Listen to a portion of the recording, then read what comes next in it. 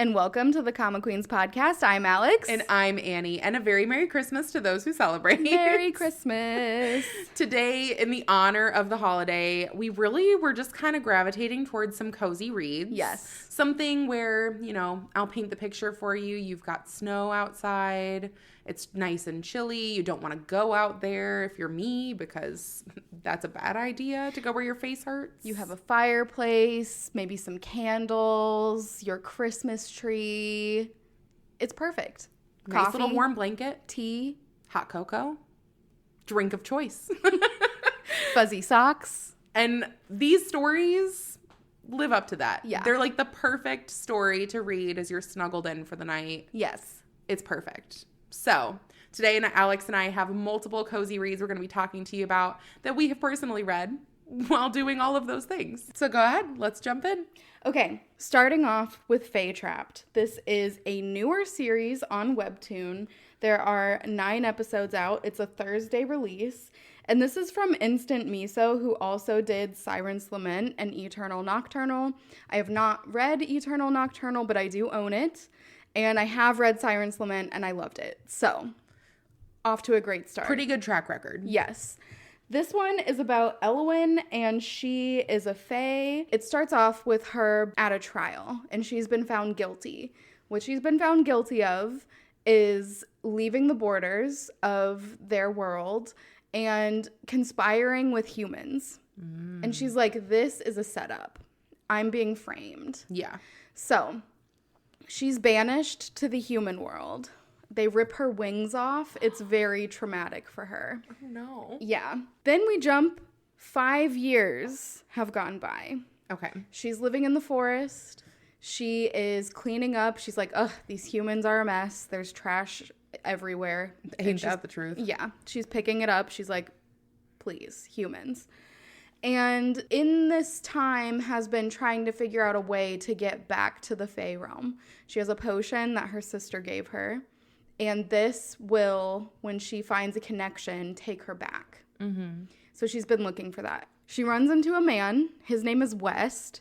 And he is beautiful. So let's call a spade a spade. Yeah. She's also beautiful. They're a power couple. Yeah. He has wandered into the woods. You hear him on the phone, and you actually get her point of view in the first episode and then his point of view in the second episode of the same scenario. Cute. So from her point of view, she can hear half of his phone conversation where he's like, leave me alone. And he starts walking into the woods. Yeah. And as he's walking, there are mushrooms that are popping up behind him. From his point of view, you see that he is a very well-known artist. Mm-hmm. And he has just destroyed all of his work and wandered into the woods. Oh. And who I'm assuming is his manager is like, please come back. And he's like, no, I don't want to. And then the mushrooms are popping up. He hears a noise. He's like, what's going on? He steps on a mushroom, which ends up being a Faeling, which is like a little being that is a Fae. Aww. It's so cute. But this mushroom gets pissed that it's been stepped on. Yeah. And wraps him up in vines and ties him to a tree. Now, Elwyn is like, this is perfect. I'm going to use your body and get back to my world. So, good luck. I think the mushroom will let you go if you just, chill. Yeah.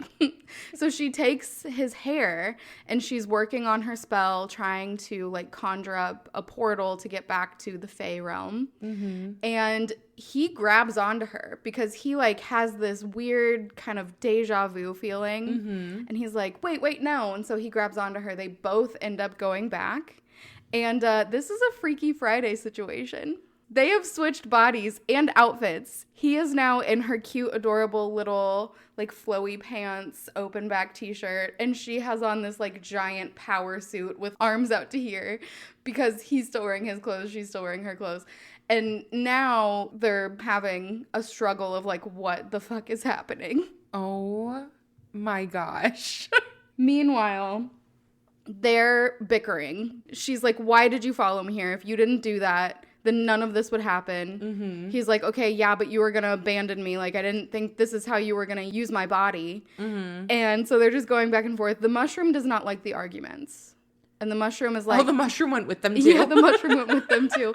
The mushroom, not a fan of the arguments, ties them together. So they're now bound together. First, they're completely bound together. Then it's just handcuffs. Then they run into another Faeling. And this Faeling's name is Ginkgo. And Ginkgo is like, have no fear. I am your savior.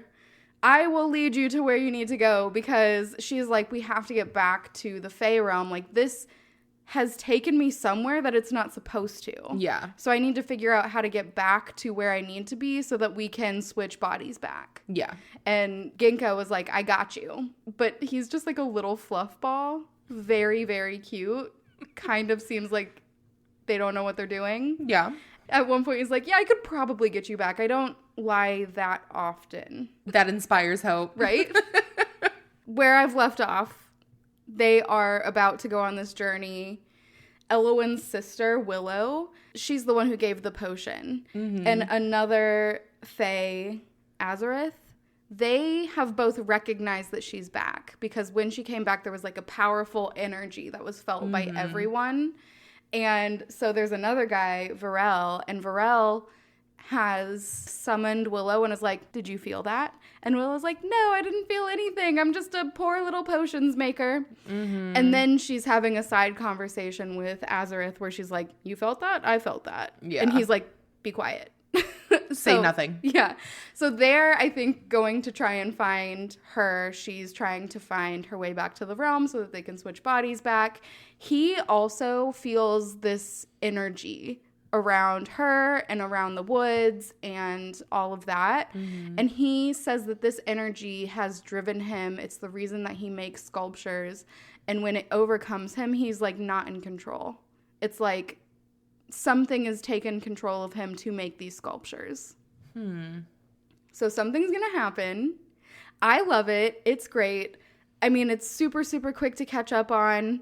Everyone should be reading this one. It's beautiful. Who doesn't love a good fairy and an artist? It's true. I am going to have to read this one. Yeah. I feel like Webtoon has just been coming out with like banger after banger. It really has. I mean, we had All Colors of Snow drop this year. Yeah. Haze Shift dropped this year. Yes. Then we have Fae Trapped. Holistic dropped, which is incredible. And then Superfish from the same artist as To the Stars and Back. Oh my gosh. What a year. What a year. There are so many others too that we haven't even named. Oh my gosh, I know. There's so many good series. But I mean, like for new releases, they're really popping off. Yeah. So I'm excited. I'm going to have to read that one. The one that I read is actually like a physical print manga. Mm-hmm. Reason being, I've just been on a manga kick. That advent calendar, it just really got me in the manga mood.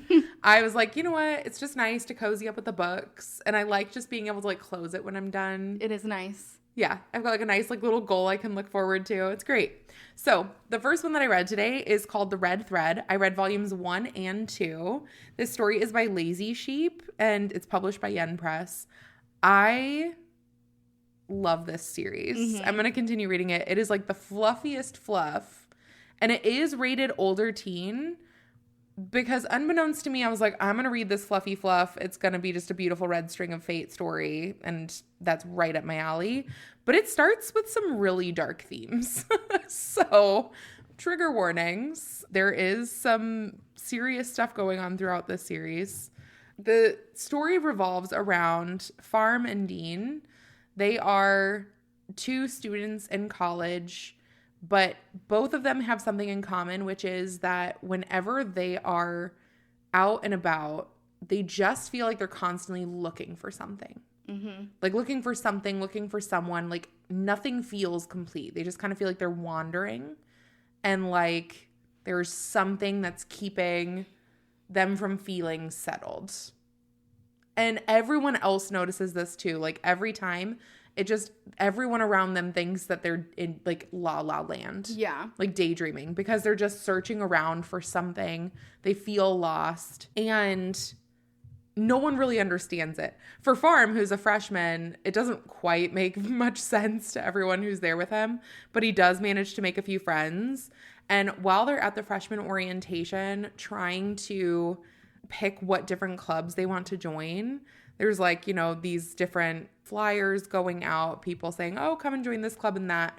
Farm decides to join the Thai baking club. So he's really into cooking and baking, but baking in particular. And so he decides to join there. And then his friend Manao joins the drama club. But his friend Tam decides he wants to try out for the swim club. His friend is a really good swimmer. He was like a state swimmer, and he's doing wonderful for himself. So they go to cheer him on for the tryouts for the swim club. He gets in immediately. He wins first place in like multiple different strokes. They do end up getting to meet the swim club vice president and president.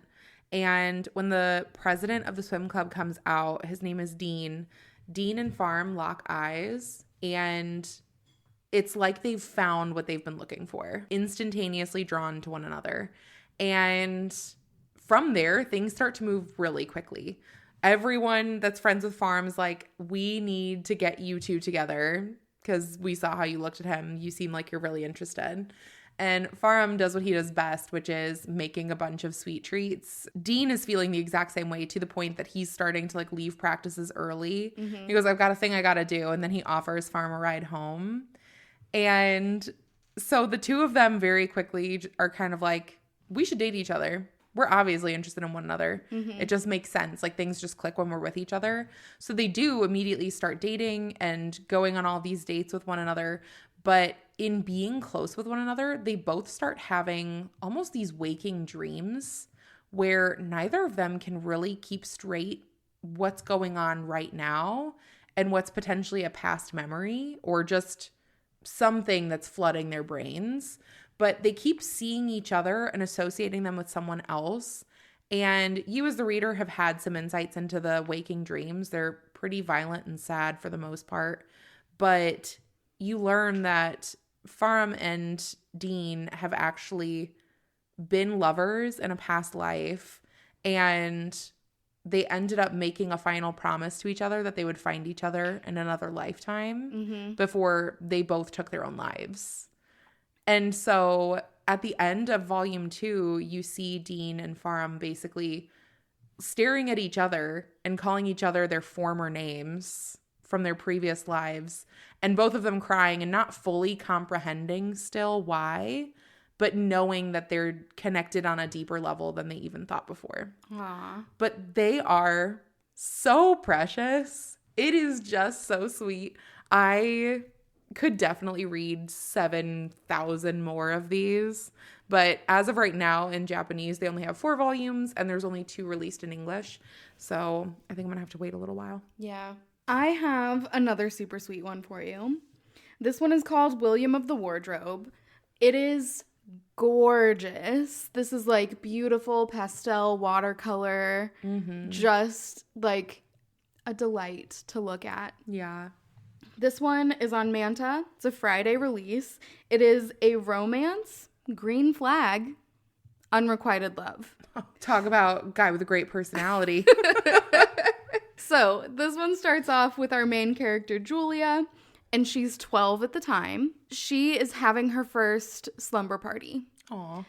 But only one girl was able to come, who was her neighbor. Her name is Mia. And Mia wasn't allowed to stay the night. She was just allowed to come over. They got in pajamas, watched Romeo and Juliet. Aw. And then decided that they would like to see if they can summon Romeo and Juliet to talk to. So they get out their trusty old Ouija board. No.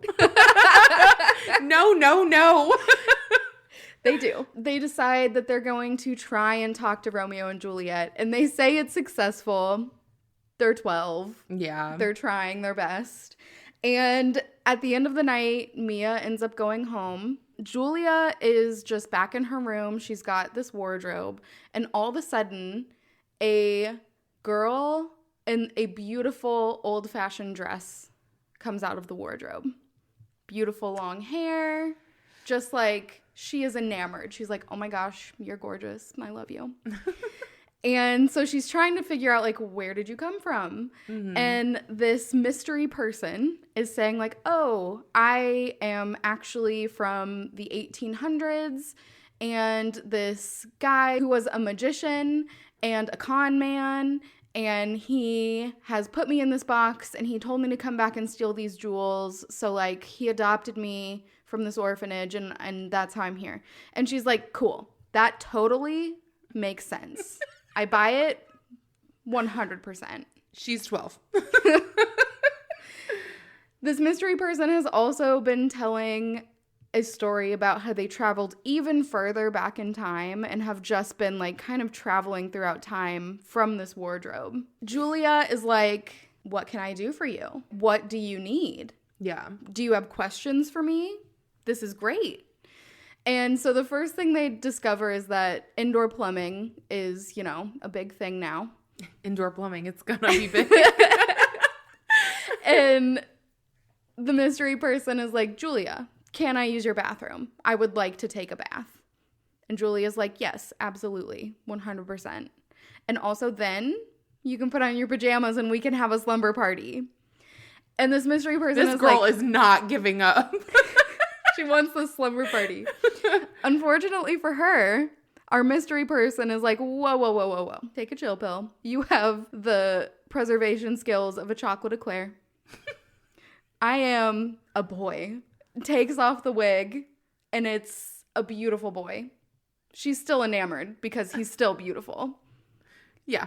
Where's the lie? Yeah. Turns out that the reason that this boy was wearing this dress and this beautiful wig is because he was in a play. Young men often played women's parts historically. Yeah. So that's why he was dressed up like that.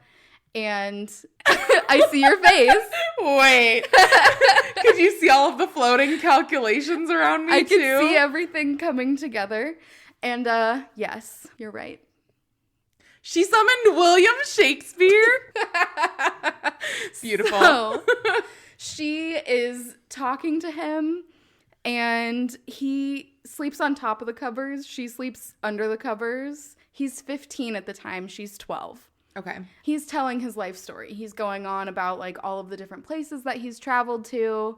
And he says, yeah, I don't have a last name because I was left at this orphanage.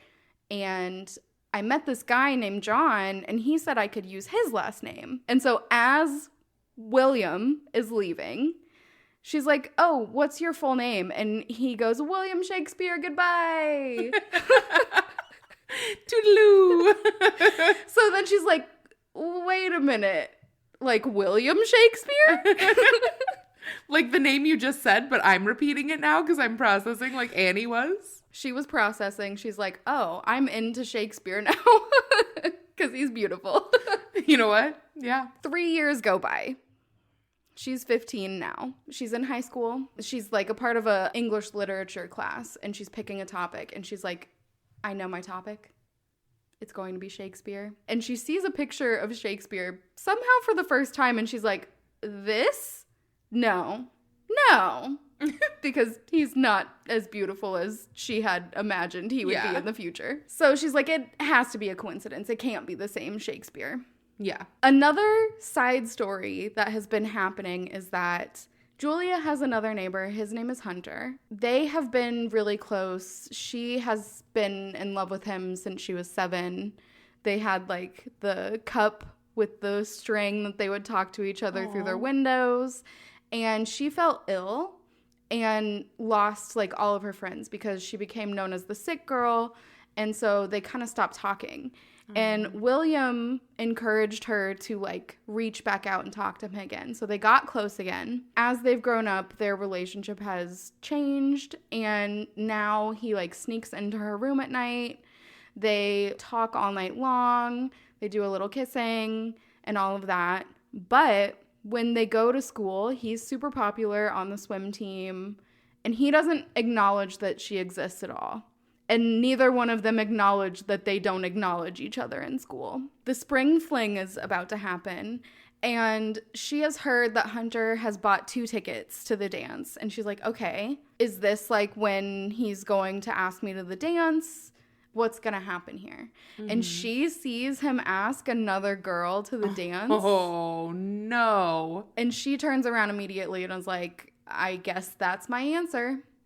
So She goes back home. She's really upset about this. Her home life is a little bit rough. Her parents are just not in a good place with each other, so they're always fighting. Yeah. They're not like violent towards her, but they just say really nasty things to each other, and it's just a bad situation. Yeah. She is crying, and William comes back.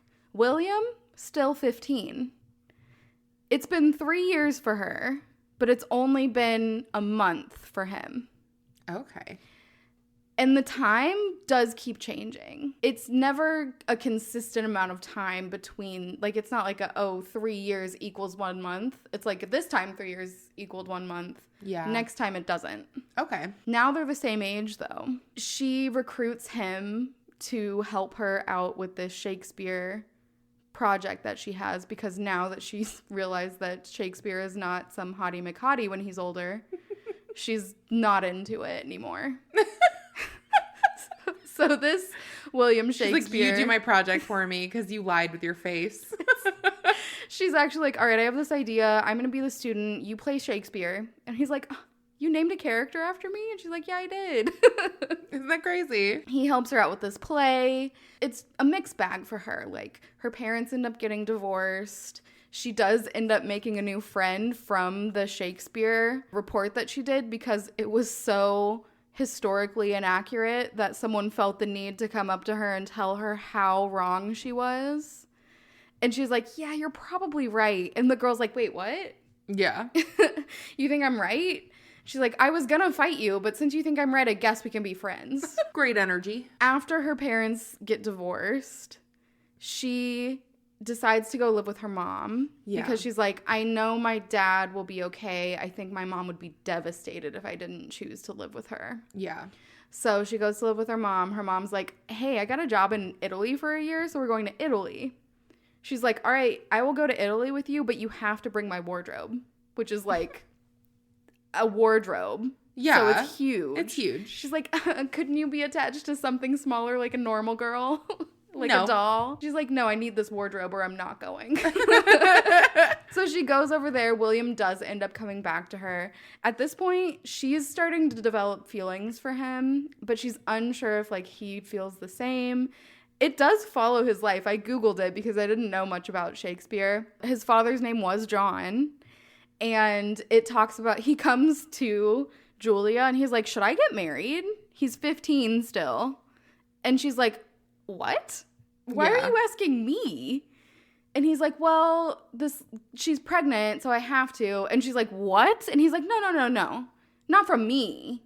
But like her family said that they would pay me to get married to her because being an unwed mom would be bad for the time. So, like, it's a contractual relationship, and they just need someone to be the dad. And that, it didn't say that that was true when I was researching Shakespeare. Yeah. But it was saying, like, his wife was Anne. They had 3 children together.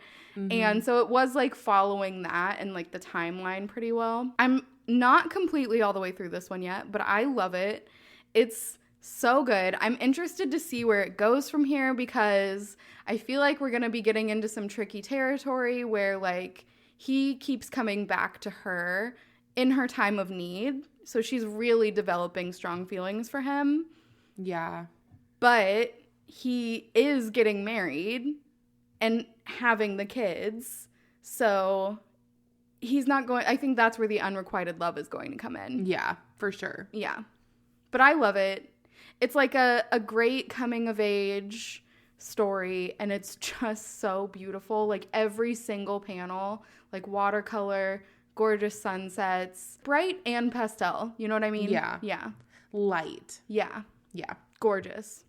I have seen the cover for this one. So if the art throughout is anything similar, it is beautiful. It is. I will have to pick this up when I'm done with everything else on my TBR. Yep. See you in 5 years. No, I'm just kidding. The last one that I have to talk about is, again, a manga that I read. This is one that I've had on my list for a hot minute, and I've just continued not reading it. One, because my daughter did hold it hostage for a while, so it was kind of hard to pry it from her hands, but also because I just got distracted, as one does. But this felt perfect. I was like, I want to cozy up with this one. And it was the right move. This manga is called The God and the Flightless Messenger. It's written by Hagi and published by Tokyo Pop. It's rated for ages 13 and up. So it is, an appropriate teens rated story. And it is a single volume as well. This one follows Sheen. He is a messenger. So in this world, they have multiple gods.